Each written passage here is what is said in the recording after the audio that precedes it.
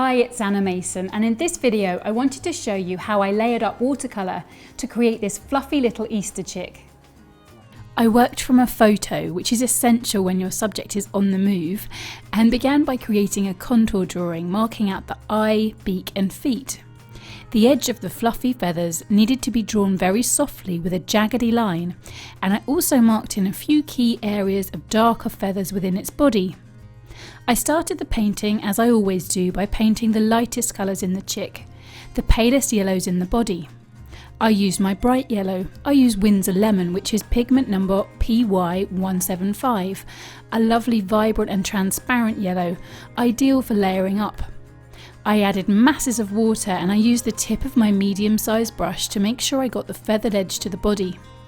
Then I used my biggest brush to paint the rest of the body, and right from the start I used shorter brush strokes to begin to create the impression of the texture of the feathers.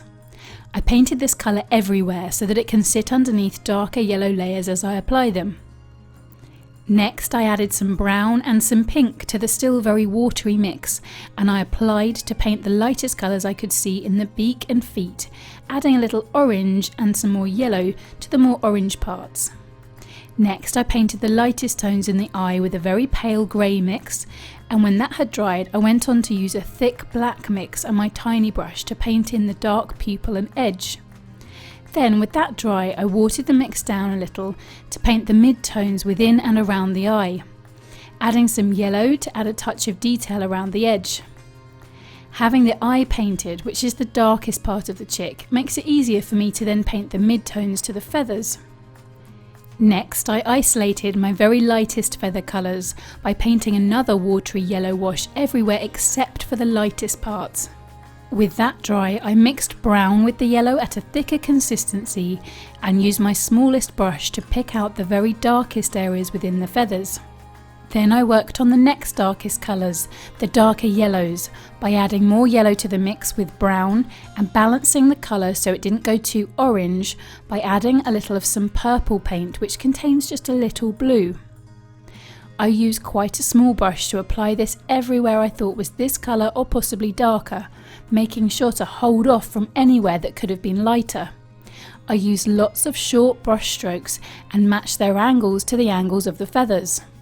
With that dry, I worked on the lighter mid-tones, using a more watery version of this mix, with a little more of the purple and a touch of grey to make the colour more muted.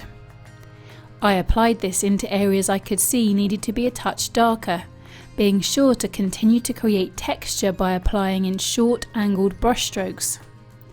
Then I went back to the darker mix and added a further layer to darken some more areas that stood out as being too light.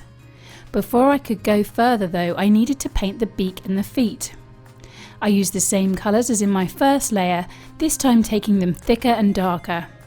As the feet and beak contained darker colours than the feathers, once they were done it became easier to judge how much darker to take the feathers to have them stay in balance.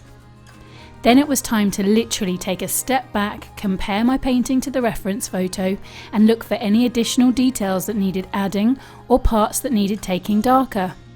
I used my tiny brush and continued to work mostly with little lines to really create the impression of the fluffy feathery texture. A full video class of this chick detailing exactly what colours I used is available now in my online school. If you've enjoyed this video, please subscribe to my YouTube channel and share it with your friends. And if you'd like to take one of my full-length video classes for free, visit annamasonart.com, where you'll find tons of resources to help you pick up your brush and paint the way you've always wanted to. But remember, you won't improve your painting unless you make the time to paint. So be sure to schedule in some me time this week and paint something that you love. Thanks so much for watching, and I'll see you soon to help you create watercolours with wow.